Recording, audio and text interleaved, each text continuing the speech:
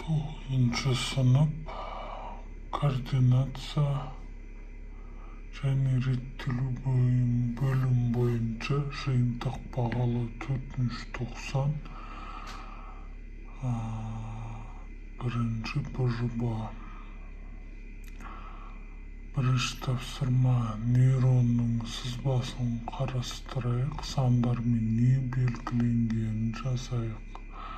Бірінші бізде нейрон денесі, екінші дендриттер, үшінші аксон, төртінші миелинді қабықша, бесінші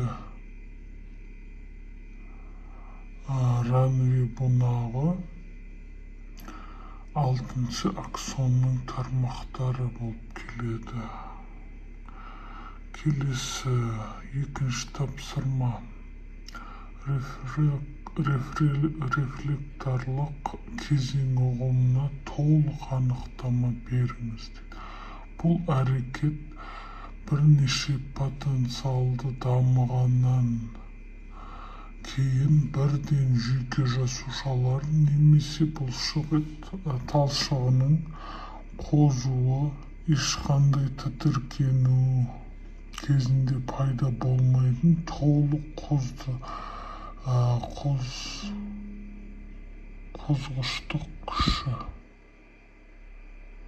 қоздырғыштық күші деп айтсақ та болады.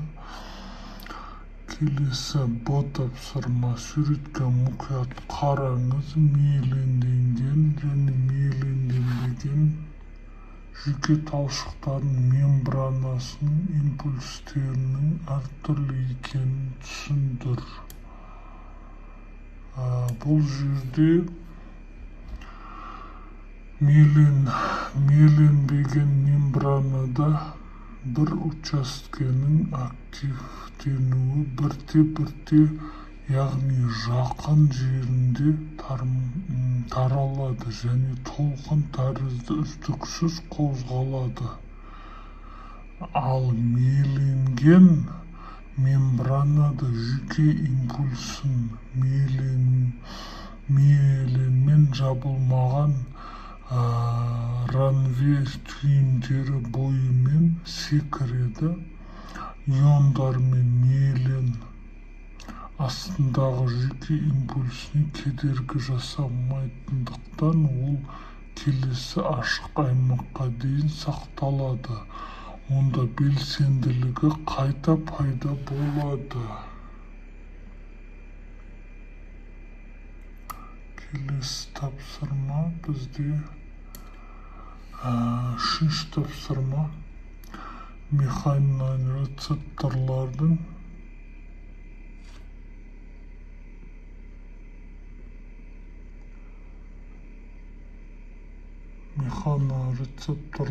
түрлері мен олардың орналасуы арасындағы сәйкестендіру кестесін орындаймыз. Бұл жерде яғни бірінші жанасу механорецепторлардікі В болады, жануарлар мен адамдардың сыртқы жабынында шоғырланған. Екінші барорецепторлар, ол бізде Г болады, яғни қан тамырлары мен жүрек, бірыңғай салалы бұлшық қуыс мүшелерде орналасқан. Үшінші проприорецепторларды А болады, ол бұлшық буын аппараттарында орналасқан. Төртінші вестибурецепторлар, ол бізде Б болады, яғни ішкі құлақта орналасқан.